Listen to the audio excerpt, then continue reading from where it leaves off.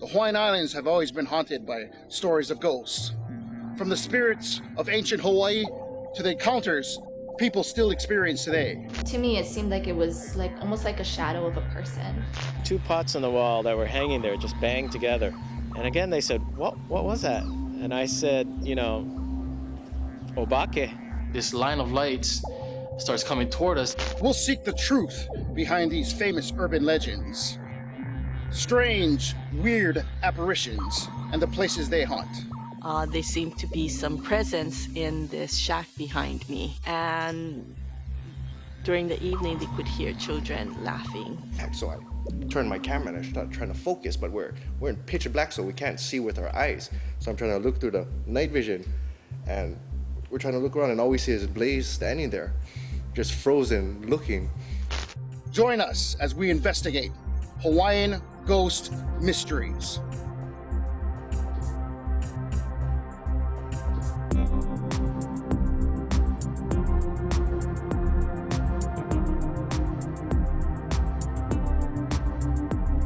I'm Garrick Paikai, and tonight we'll explore some of the spookiest places in Hawaii and hear real, true stories from local people.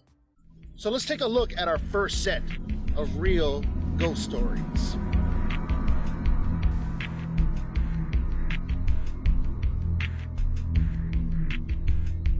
People know Pro City High School is supposed to be haunted, right? So we figured one night, probably around 12:30, we decided we had the bright idea. It was about 4 or 5 of us had the bright idea, let's take a Ouija board up there. There's a specific building that's said to be haunted, which is building KLM. So we decided, all right, well, we'll set up there. So we set up on the ground floor, so we all put our hands, it was, okay, well, we first asked, is anybody here? And then we heard a rustling in the bushes, like, whoa, wait a minute, cannot be. So we turned around and we looked, so we got up, started walking over, and a cop jumps out and goes, boo! I'm like, geez, talk about, trip us out. So we thought we were gonna get kicked out. But instead, the cop calls his partners over. There's like 2 or 3 of them. They decide, oh, what are you kids doing over here? And we're like, oh, we're playing Ouija board. So the cops are like, oh, okay, well, we'll jump in. So the cops joined us. So like, all right, whatever, right? So we asked again, is anybody here? And it said yes. So we figured, all right, yeah, it's whatever. The cops is playing jokes on us. So we're like, okay, well, are you good or bad? We asked, and it said bad. Well, at this point, the cops kind of stood up and they stepped back.